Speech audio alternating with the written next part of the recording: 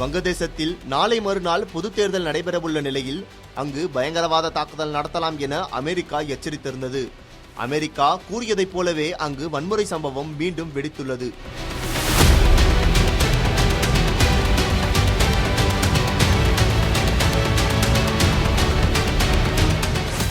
வங்கதேசத்தில் மாணவர்கள் நடத்திய போராட்டம் காரணமாக கடந்த ஆண்டு பிரதமர் ஷேக் ஹசீனா தலைமையிலான அரசு கவிழ்க்கப்பட்டு அவர் இந்தியாவில் தஞ்சமடைந்தார்.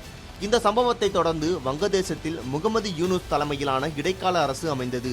ஆட்சி அமைக்கப்பட்ட பிறகு ஷேக் ஹசீனாவை ஒப்படைக்குமாறு யூனுஸ் அரசு கோரிக்கை விடுத்து வருகிறது. இந்தியா மறுப்பு தெரிவித்ததால் இந்தியாவுடனான உறவில் விரிசல் ஏற்பட்டுள்ளது.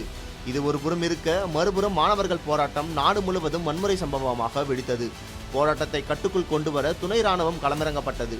இதனால் போராட்டம் கட்டுக்குள் கொண்டுவரப்பட்டது. ஆனாலும் அங்கு பதற்றமான சூழலே நிலவி வருகிறது. இந்த நிலையில் நாளை மறுநாள் வங்கதேசத்தில் பொதுத் தேர்தல் நடைபெற உள்ளது. தேர்தலை முன்னிட்டு நாடு முழுவதும் பலத்த பாதுகாப்பு ஏற்பாடுகள் செய்யப்பட்டுள்ளன. இதற்கிடையில் தேர்தல் நடைபெறும் நேரத்தில் அங்கு வன்முறை சம்பவங்கள் வெடிக்கும் என அமெரிக்கா எச்சரிக்கை விடுத்திருந்தது.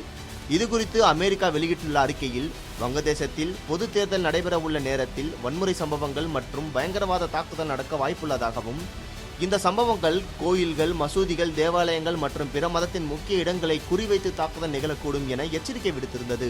அதே சமயம் அமெரிக்க மக்கள் விழிப்புணர்வுடன் இருக்க வேண்டும் என்றும், ஆர்ப்பாட்டங்கள், பேரணிகள் வன்முறைகளாக மாறும் என்பதால் அதனை தவிர்க்குமாறு அறிவுறுத்தியிருந்தது.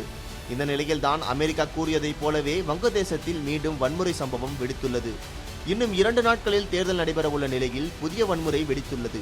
இரவு நேர ஜமாத் நிகழ்ச்சியில் கலந்து கொண்டவர்களுக்கு ஜமாத்-இ-இஸ்லாமி பணம் விநியோகித்ததாக PNP தொழிலாளர்கள் குற்றம் சாட்டியுள்ளனர். இதனையடுத்து அங்கு வன்முறை வெடித்தது. இந்த மோதலில் பெண்கள் உட்பட 40க்கும் மேற்பட்டோர் காயமடைந்தனர். வங்கதேசத்தில் மீண்டும் பதற்றம் தொற்றிக் கொண்டதால் அங்கு கூடுதல் ராணுவ படையினர் குவிக்கப்பட்டு பாதுகாப்பு பணியில் ஈடுபட்டு வருகின்றனர்.